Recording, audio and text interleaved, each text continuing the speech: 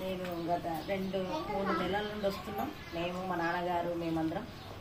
అంతకుముందు నిజంగా చాలా సమస్యలు, చాలా మనశ్శాంతి లేకుండే. అసలు ఏం చేయాలా, అసలు జీవితం అంటే ఏంటిది, ఎందుకు గిన్ని సమస్యలు మాకే వస్తున్నాయి అని అనుకున్నాం.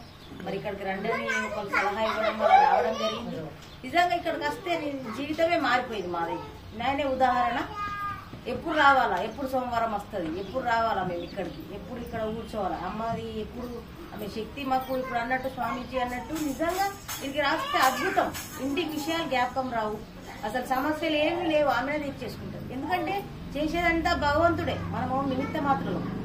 స్వామీజీ చెప్పినట్టు ఉన్నారు. నేను పూజారి, పూజ చేస్తూ మనం ఇస్తే ఎట్లా పూజ చేస్తారో స్వామి ద్వారా అమ్మది మనకు వచ్చేస్తున్నది. మనకి మనం ముందర కనబడంగా కూడా మనము లేని దాని గురించి వెతుకుతున్నాం. అదే స్వామితోటి మనం ప్రతిదీ కూడా సాధించగలుగుతాం. మెయిన్ స్వామివారు అన్నట్టు మనశ్శాంతి మనకు ముఖ్యం. ఇక తర్వాత విషయాలు పూర్వజన్మ సుకృతం ఉన్నాయి, మనం సంపాదించుకోగలుగుతాం. కానీ ఇక్కడికి వస్తే మాత్రం మనశ్శాంతి ఇంట్లో మాత్రం చాలా అంటే చాలా అద్భుతంగా ఉన్నది. నా జీవితం మాత్రం నేను చాలా కష్టాలకి వెళ్ళి బయటపడ్డా. ఇక ఇప్పటి నుంచి అయితే అమ్మను స్వామివారిని వదలను అని నేనైతే అనుకుంటున్నాను.